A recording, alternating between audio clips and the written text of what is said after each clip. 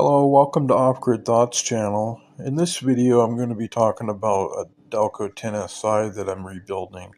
Uh, Pretty much in this video, it's going to focus on reassembly, and I'll point out a few things, steps to take when you're reassembling these units. You'll have a little bit of wiggle room as far as the rectifier. These two bolts here are the mounting points. What you want to do is make sure it's slid as far back to the wall as you can of the case housing. Same thing with the diode trio. You want to make sure it's slid as far this way as possible. That's to keep space away from your slip rings. Keep it away from as far away as from the slip rings, and you want it to be pretty much flush with the bottom of this fin right here, the diode tree. So that's another step to remember. And again, you want to make sure this screw is tightened down really well. You don't want any loose connection right here. That's a common issue. When you install new bearings, sometimes because the clearances are tighter, which is a good thing, but that can also make your rotor sit in a certain position and hit the sidewall of the stator. That's what happened when I was reassembling this one. So I went ahead and I sanded it down about 3 different times with the rotary sand band, this type of a tool. Remember to always wear eye protection. Then you can take your stator and test fit it to see if it's not too tight. I think I pretty much got it to where it'll fit fine. I always paint these rotors, but sometimes if your coat of paint is too thick, or it ends up being the case where your new bearings, it's going to fit tight, or maybe a little too tight, then you got to sand the ends down. So I'm going to go ahead and do the rest of the assembly. So I'll stop this section of the video, and I'll be right back.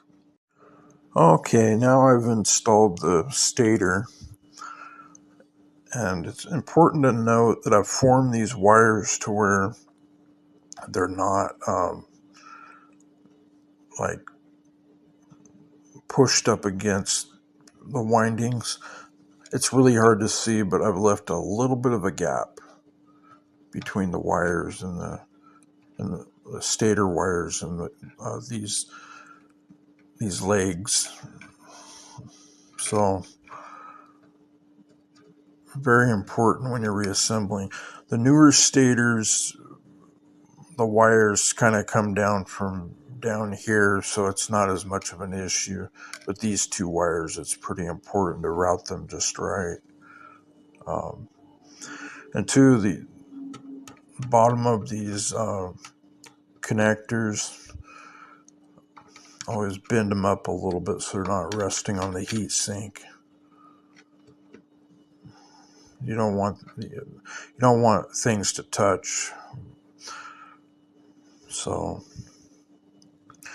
this rear bearing, this is a brand new bearing, so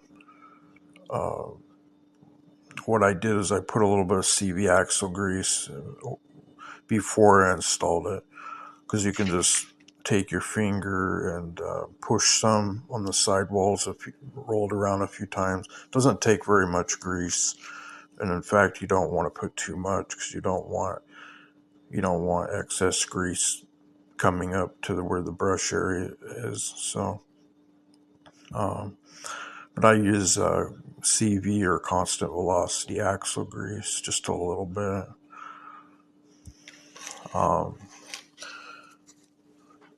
But I've already tested. I put the rotor in here, and it spins very well. So now, provided everything works, this stator came from one of my used alternators, which I've cleaned it with oven cleaner and brake parts cleaner. So it's very clean. So this one, again, this is a pretty old one, but and this rectifier is a new old stock Delco genuine rectifier. This is a diode trio that came with this alternator, because this was a new alternator. This is a one-wire voltage regulator. This noise capacitor came with this unit. This screw and this screw, they're stainless steel hex screws. Because when these units have been sitting a long time or just in operation, these can be very challenging to remove. That's why I decided to just get new ones. And they're the hard stainless steel type of screws, so I'll be able to get them out with a little socket. But I'm going to go ahead and reassemble this the rest of the way. And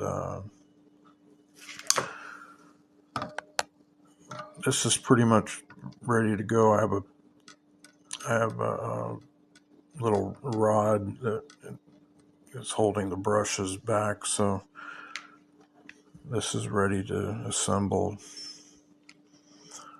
All right, I'm going to go ahead and stop the video, then I'll restart it. Now, if you've got a situation where you're not turning it at all, or it's rubbing just slightly, it could be, as in this case, the housing or the front bearing fit, the bearing fit in there a little bit loose. So I tightened down the retainer pretty tight, but what happens sometimes is it makes the bearing isn't exactly center. But what that will do is that makes it fit tighter on this end, and now that I've got a new good bearing, it fits even that more precision on this end. So my bearing situation is really good, but the thing is, now it's a situation where the rotor, I need to shave it a little bit more. You can just hear a tiny bit of rub. It's not very much, but I have to pull the rotor back out and shave it down a little bit more. And one thing to remember, your case bolts, they go in from the rear. If you do it the other way, you're going to have some problems, and then you might have a hard time getting them to come back out. So try to remember to install them from the rear. Okay, so got it to turn really pretty good, but I hear a little bit of rubbing, just a tiny bit. I always want to pull the shaft towards this way. The brushes are not engaged yet, so you always want to remember to just listen to see if anything's touching. And I hear a little bit of touching, so I'm going to take the rotor back out and give it one more round of sanding. And I think that'll be good, but it's pretty close to what it needs to be. Okay, so I shaved the rotor a little bit, a few more times, and when you get to the point where you can just kind of spin it like that, then you're good. Um, and it's about listening to it. So the brushes are not, they haven't been released yet, but pretty much that's how it is on some of them. You just have to shave the rotor. You can take the, like if you have an old stator, this is a new one, but you can take a Dremel wire wheel and take some of the rust off. That'll help too. That's what I did to this one. Wouldn't be necessary, but like a rotary, a small little brush, but this is new. You wouldn't do it to like a new one, but it's just right.